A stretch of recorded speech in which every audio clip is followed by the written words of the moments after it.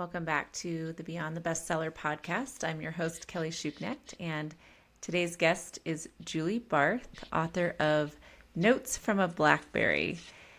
Julie, welcome, and I would love to start out by having you tell us about your book. Thanks for having me. Notes from a Blackberry is actually the first in a series of three books. It's my memoirs, and it's about me losing my first husband, my first husband to pancreatic cancer. He was like my childhood sweetheart. We have a special needs daughter who had all of these crazy, I always say it's a comedy of errors without comedy. She's a little person, but we didn't know it. So it goes through the stages of trying to get her to a place where she was going to live. And then we're hit with the second trial. So it was written on my Blackberry. A lot of, it's for people older than me or myself. And I would take him down to chemo on Tuesdays. And then by then we had four small children. Our youngest was 6 months and our oldest was 10. And they gave him 2 weeks to live as a time frame. He Oh ended my up living, gosh. yeah, it was like we went in, found out he had cancer, and within 3 days, they said he has 2 weeks to take him home, let him say goodbye to his children. So as I said, our youngest being 6, our oldest being 10, I was just coming off of 4 years of helping my special needs daughter through her challenges. And so I was writing her book on my Blackberry to kind of keep quiet because I didn't want to disturb him. And I started writing it and I was emailing it back to myself. So at the end of it, the book ends at his passing, and I pieced it all together. And really, I wrote it not to release to the universe, but more because I wanted my children to know of his courage and his strength, and also to, kind of process everything that Tatum had been through because, she is literally a one in a million kid. Like, there's no reason why she's here, but she just kept fighting and being resilient. And I'm lucky enough to say that she's still here 24 years later. She's 24 pounds. She's got something called primordial dwarfism, which the book goes into because we didn't know for the first 4 years. So that's kind of, the book in a nutshell. It's got a lot of, people say when they read it, they get to like, oh my gosh, I can't put it down. And when things get rolling with Tatum, because it's just like one thing after another. It seems like fiction, but it's not. So Uh, so when you said that she's here 24 years later, I was like, I had to do a double take because for anyone who is not watching the video, Julie looks like she's 30. And so when she when she just said that, thank I you was for like, that. wait, what? Well, thank I'm you for saying thinking your that daughter is still. because I woke I up mean, sorry, feeling none of really this. old this morning. So thank you for that. That's the best thing you could have said to me all day. So Like you came on and I'm like, oh my gosh, your husband must have died like in his 20s. And then now I'm like rethinking everything I was thinking about you. Yes, you look very young, but well, thank you. sorry, none of this topic is funny. I No, just yeah. Well, it it's is kind such of fun. My oldest is now, I always get his age wrong, so he'll kill me, but I think he's 28. And wow. people will say like, wow. And I was like, yeah, I always say like, yeah, it was really hard having him at 12. I mean, I didn't, but that's like Yeah. my joke is Yeah. always, yeah, Yeah. yeah. Yeah. Well, you do look very young, but Well, anyways. thank you. Yeah. um Yeah, so okay, and then that makes more sense too because I was trying to figure out like how were you writing on the BlackBerry? Like, were you like did you have that BlackBerry like very late? Like, Yeah. but no, I mean, we started our journey, our smartphone journey on BlackBerries, our generation. Yeah. So, yeah, I mean, this is a very heavy topic, so sorry to make light of all of that, but I was reading the book description before we got on and was like, wow, this is heavy. Like all of this is very Yeah. heavy. So how long ago was this? Was this like 15 years ago or so? Like when did your husband pass? He died in 2009. Okay. So yeah, like I said, I couldn't read it. It was, I, so the reason why I said it's a succession of three books is because Yeah. I read the first one and then I went through a second, like chapter or yeah, chapter two, which is even probably more incredulous than chapter one. So one day I just got out of a horrible abusive relationship and got free. And I read the book and I got to the ending. It was the first time I had read the book because I just didn't, I couldn't relive it at that time. So it sat on my laptop for 12 years. And I got to the end of the book and I was like, oh my gosh, the crazy stuff didn't even start. And to like put that into perspective, because at the time, like I thought that was the end of the story. Clearly, things have got to change. And they didn't, different journey, different road. But yeah, so it it's crazy enough where, and I was reading it going, oh my gosh, I forgot that happened. I forgot that. So I'm so glad that I was able to document all of that, because when I Mm. say that Tatum is like an enigma, I can't describe. I tell people all the time, if we go to McDonald's, like I'll order everybody's food. We have 6 kids, so I'll order, and every time I come home, her meal is missing. It's like the universe Aw. like just keeps challenging her. But the good news is that she is a bright light. Um she sells art. She's a self-taught artist. And in, not a spoiler alert, but in book two, she ended up getting a rare form of connective tissue cancer and had to have her right side removed, which was Aw. completely unrelated to her genetics. And it was like it happens in 120 patients in the United States per year, and 99% of them are senior citizens. So, like, if you can wrap your brain around all of those odds, there's a reason why she's here. And one of the biggest reasons that I published this book is, first, I hope that, yes, it's very heavy and it's a very sad um, ending, but I hope that people will read, in between the lines to see all the gifts that we were given along the way, and what a resilient human Tatum is, and how hard Colin fought to stay here. The second is people read my book, and again, the ups and the downs, and they get enthralled, and they just can't believe all that's going on. But I've had feedback where people come to me and they're like, the shiny thing is like how lonely you were. And I didn't see myself as lonely then. I was just in it. I was, bouncing. So I hope that in reading my book, people will feel less alone in what they're going through. It doesn't have to be cancer, special needs, just to know that we all think the same things, because I hold back nothing. I tell people my inner voice.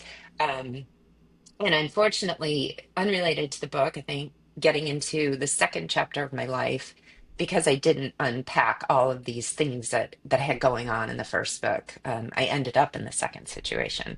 So, my hope again is that people will read it, feel less alone, almost, and I don't mean this in a negative way, I mean it in a positive, look around and see the blessings that they have. Because if Tatum can make it through all of this, and Colin went through what he did, life is so full of meaning and special moments and those little glimpses of happiness, even if things don't end up the way that we want them to, just to Right. take away that in those moments, that's where the true joy of life is. So, Yeah. I think one of the most powerful things you said was how you thought that was the end of the story, and then like you learned that there was more, right? Like when we go through, I mean, I can't speak, I mean, I've never lost a child, I've never lost a spouse, like I can't speak from my own personal experience, but it's when we go through tragedies, it feels like it's the end of the world, and like nothing will ever, it's like how, and I'm sure there's a guilt around continuing to have a life when you lose yeah. somebody. I mean, I'm sure there's so many conflicting feelings you have in when going through that. But I mean, but you did find that there was more life, more There of a was. journey after that tragedy. And I really do think that when you said that, I was like, that was really just a powerful statement, for anyone who's, I think, on the other side of losing a spouse, that, it feels like the end of the world. And my husband has a cousin who lost her husband to cancer, brain cancer, very young, probably like similar ages that you were, and she had 2 young kids, and yeah, it was tragic. And then also she's now remarried. They have a blended family. There's Yeah. it. I mean, it's hard to see the joy in that when you're thinking of the tragedy that you experienced to get there. But um, yeah, we get through the hardest things and come out with more joy and blessings in the end. Yeah. Um, so I'm curious about. So you mentioned Tatum. Was she your fourth out of the four kids? No, she was my second out of She was the four. second. Okay.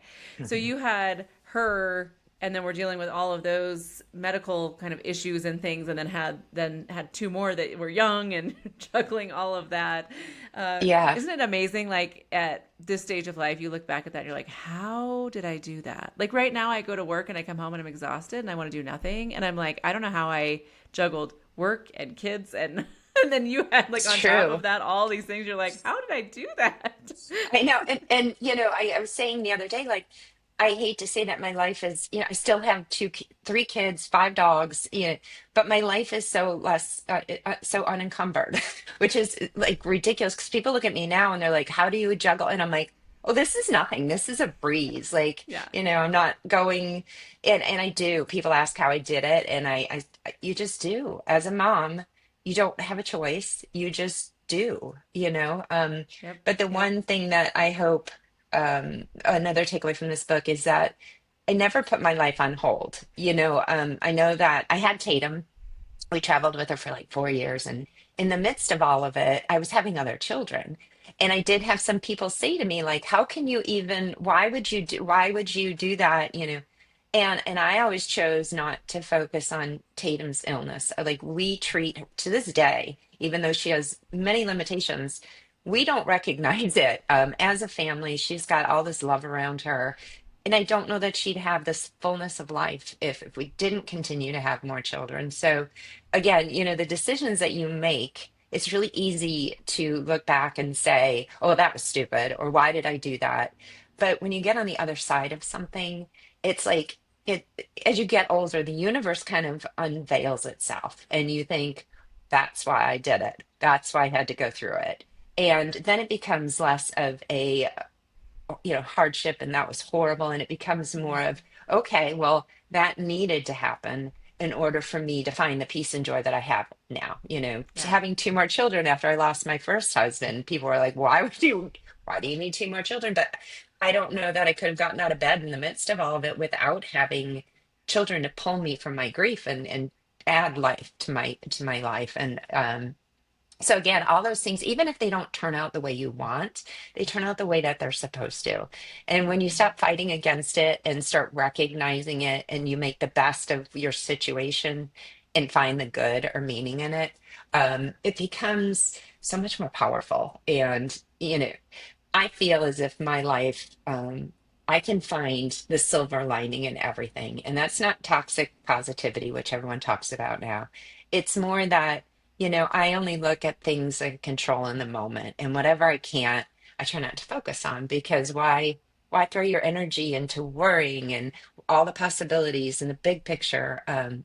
Focus your energies on these little challenges that you can accomplish and feel good in and feel satisfied, and then you can start tackling bigger things. But so that's kind of the lesson that I hope people learn in my book series, as they go through different things and challenges, and people come in and out of your life for a reason. Yeah. Yeah. Yeah. So, Notes from a Blackberry, you released it in last year, just 2024. Uh, so, you wrote it. You said it was like 2009. Did you say It 2000? ended in 2009. So it spanned between 2008 and 2009, while Colin was dying. It was Okay. like my outlet. Hmm. I would just immerse myself in story writing, and, really, like I said, coming off of everything Tatum went through, I had a lot of like PSTD. It was like every time I would take her to doctor's appointments because she had a cold, and the next thing I know, she's like flatlining, and I'm like, what happened here? So just writing all those things down, and I think when you write them down, and they almost lose their power over you because they're outside of you then. So it really did help me, although I couldn't read it. Like I said, Hmm. it was too much for me emotionally to relive it. Now I actually had, it's also out on audiobook. my girlfriend from when we were little. She's a voice actress, so she recorded it for us. Oh, And wow. yeah, it's I enjoyed listening to it for whatever that's worth. And it's funny because I imagine somebody different than me. I wasn't picturing myself while I was listening to it.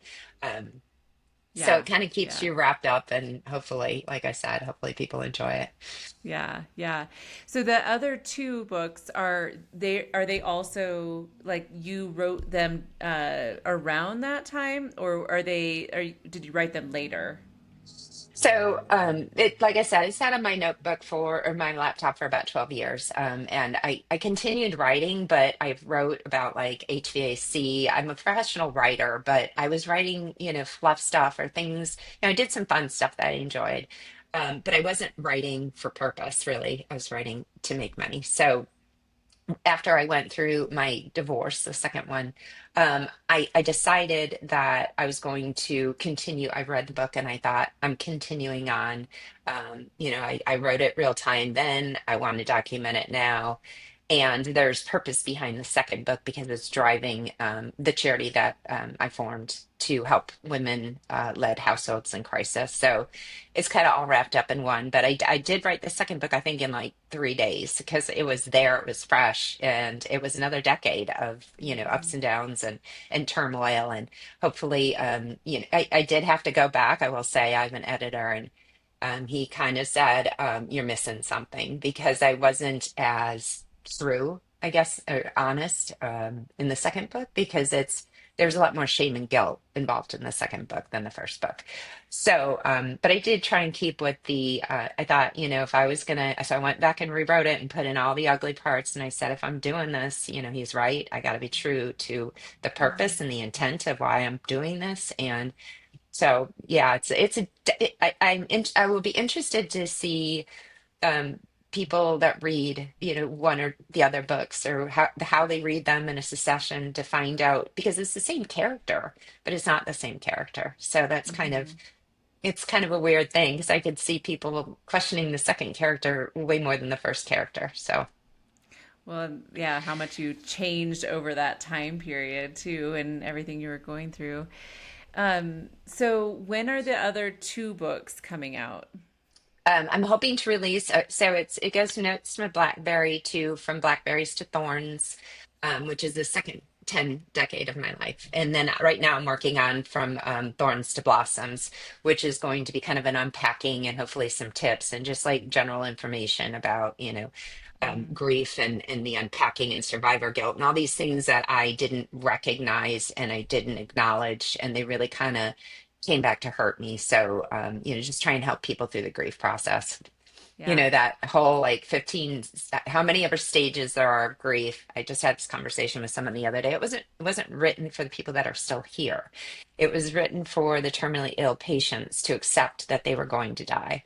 But we all think that those are the steps that caregivers go through. And we go through a whole different set of grief patterns, and they involve guilt and shame and things that are not talked about in the initial, the terminally ill patient, there's an end to their suffering and they leave. But when their end is done, the caregivers just begin. So they almost go through Yeah. two grief processes. So, Yeah. and as a caregiver, you're done with it. Like it was 16 months and I was I couldn't anymore live in that. But as my grief was, coming to kind of like a resolution, that's when everyone in my life started grieving because they weren't sitting in it for 16 months. They were on the outside. So they started grieving right when I was like, ugh, I can't grieve anymore. So it's a very, it's difficult for the caregiver to not be on the same page because you're never on the same page as everybody else. And it's like you start talking a different language and you don't feel Hmm. comfortable in any situation you're in. Hmm.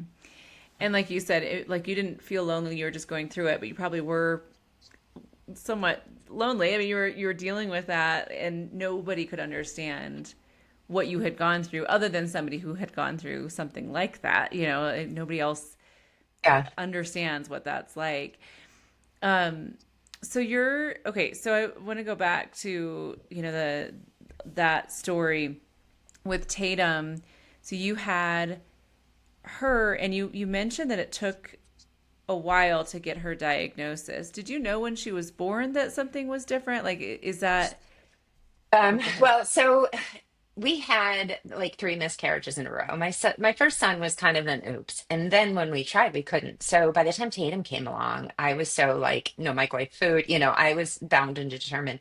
But right out the gate, like I would go in at 6 weeks, and they'd say, "Congratulations, you're 6 weeks." 10 weeks, "Congratulations, you're 6 weeks." By 12 weeks, they were saying, "Congratulations, you're 6 weeks," and I was like, "There's something up here." And then I Ooh, had, I just got like yeah, chills. That's such a weird. So they were like the size of the baby was still staying at 6 weeks or what they were yeah. thinking. Like, oh my gosh. And Okay. you can like it was 2001. So we're talking 25 years ago almost. And you can count you can like excuse probably up to 10 weeks by instrument error, but 12 weeks you're like this baby should be three times in size if not more.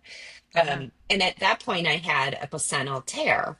And so I was on bed rest and we thought it would just resolve. So it was just a series. I think I had 46 ultrasounds. I would go in and she'd grow 2 days over 2 weeks. And then they put me on bed rest and she'd grow three. It didn't make any difference what I did. So they would say, like, we know she's going to be sick, but we don't know how. There's no Google, thank God, probably. And there's Yeah. no real community of people talking about rare syndromes and rare conditions. And so the only gatekeepers that have those things are, the geneticists or the people that deal with that in the hospital. And they don't, back in 25 years ago, people didn't discuss, oh, wait, my kid has that too. Maybe that's a thing. um, so when we would go in, well, I was full time with her. We had an amniocentesis. She was perfect. Like they just couldn't explain it. So they did an emergency C-section. She came out and she was only 3 pounds. So she was measuring 5 at 37 weeks. She came out, she was 3 pounds. Medical malpractice. They weren't equipped for her. They didn't know that she was going to be as small as she was. They used the wrong size intubation tube.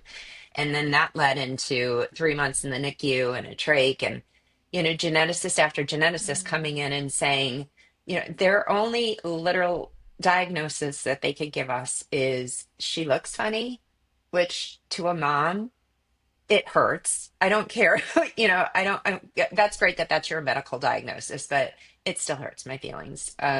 So yeah, it was just this specialist after specialist. And everyone was so focused on the what's globally wrong with Tatum. And nobody was thinking about the, hey, she might not even make it to tomorrow. Let's just get her to here. So it was a lot of me fighting with specialists they almost treated her like she could have been their, like, you know, scientific baby, whatever it was, but they weren't treating us as a family and they weren't treating her as a human being. So there's a Mm-hmm. lot of that in the book of, when you get lost in that medical system and you they lose their humanity. There was a lot of that. It was almost they used to call her names in the NICU, like the perfect Miss Barth when I wasn't listening. There was just a callous nature to it. And I can't fault them because I don't do that every day. I can't imagine. I would imagine that you have to disconnect yourself, so that you don't get attached. But at a certain point, as a parent, it's very hard for people to continue to throw things at you that, are just guesses or theories or whatever it was. So it wasn't until 2000, she was almost 4 when we found out that she had primordial dwarfism because there was a Discovery Channel show on, and people used to see me out with her, and they would come up to me and say, "Is your daughter that? It was your daughter on the Discovery Channel show?" And I was like, "I don't know what you're talking about." Yeah, so she's still not been diagnosed. There's no genetic marker. They just go in and they say you have to be like this small, and pregnancy goes along like this. So everything followed along with it, and I'm guessing that's what she has. She looks exactly like all the rest of the patients with it. But But it no doesn't doctor really has ever matter. actually said that that's what it is. No, because there's no marking for it. I'm sure if I went in today, Oh, I will say I went down that genetic global, and it was so tiring for 3 years that I was like, she's got Tatum syndrome. Can we just let it at that? Like yeah. again, let's let that go because whatever was going on in our lives during that time had no bearing on what we were looking at in the moment. Right. Um, yeah, but she's only 24 pounds now. think she's less than 4 foot. So yeah. Wow. And like I Wow. said, we don't treat her any differently, but when I see pictures of all of us together, I'm like, gosh, she's small. But you Yeah, just you get just used to it. yeah, Yeah, she's yeah. just It's Tate, her. you know? Yeah. Yeah, Yeah. yeah. I've seen some stories on TikTok that are really interesting where not the primordial dwarfism, but other syndromes that people have a child with something that's really really rare, and then other people sharing their stories on TikTok, and people realizing that their kid has what they're seeing on TikTok. Like I've Right. seen that. I can't think of, it's like Filippo syndrome or something like that, that I've seen several people who are like, they recognize that on like the stories they were seeing on TikTok, and they were like, my child is showing signs of this. And then, Hmm. then it's like the doctor, those things are so rare that, your hometown doctor doesn't necessarily have any idea about that, and so it kind of Right. And it's for like a package stuff, it's like, and like I said, so I'm sure that primordial dwarfism existed in their, diagnostic thing, but I think that they had to be like less than 2 feet. And they had to, so Tatum was, 3.5 feet, whatever it was, she mm, fell outside of whatever their criteria was 25 years ago. And that's why I think, yeah, and I think we all do it. We watch something and we're like, oh, I have that. Oh, I have that, right, right, right. Um, Yeah. Yeah. and I guess that's what the Discovery Channel show was for us, because I say it's rare. Everyone says it's rare, but maybe it's really not as rare as we think. It's just that the outliers make it so much more rare, Yeah.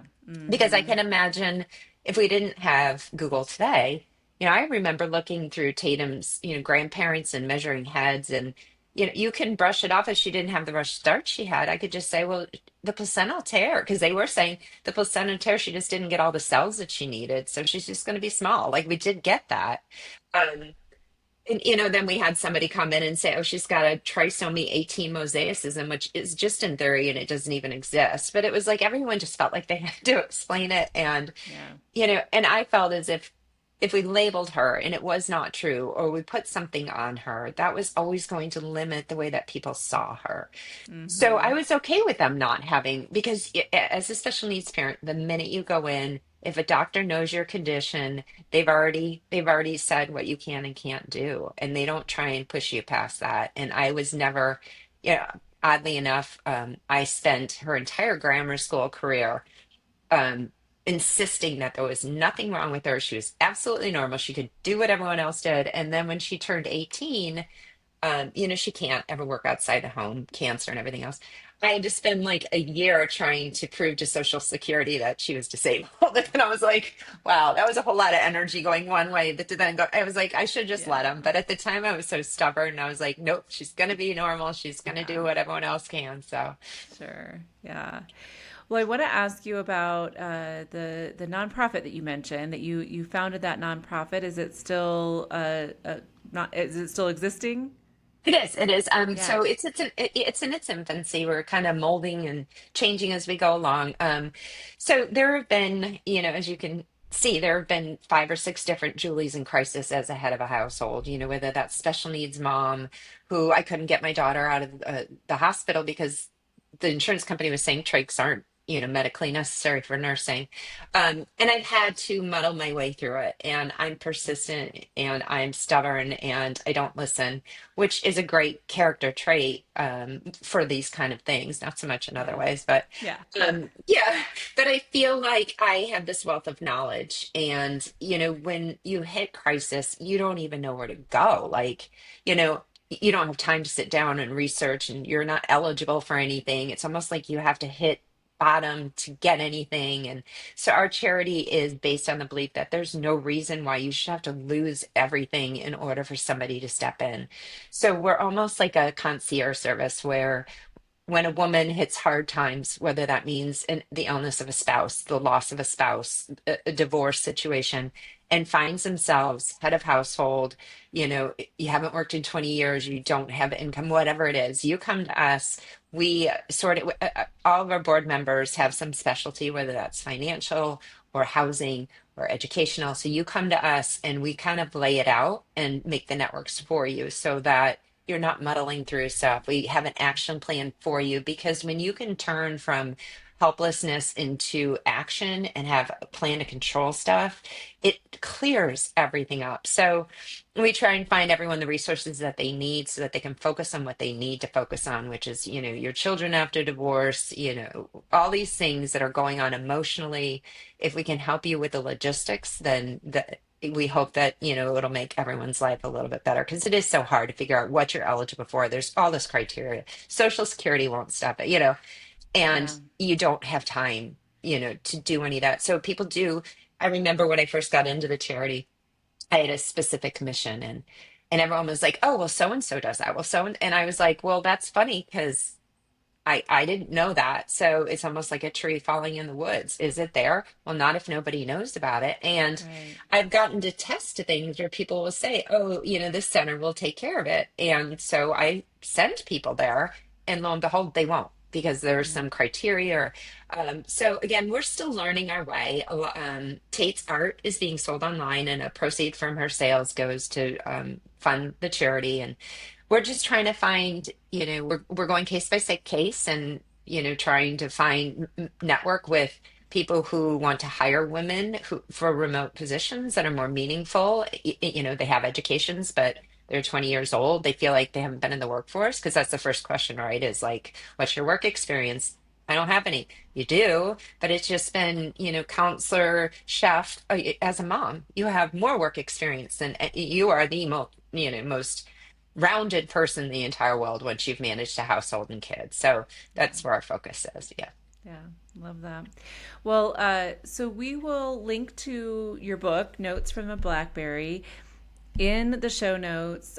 Also, it sounds like there's some other links that we can include, like you mentioned Tatum's art being sold online and the nonprofit. So, what are some other ways that people can learn more about all of that, and how to connect with you?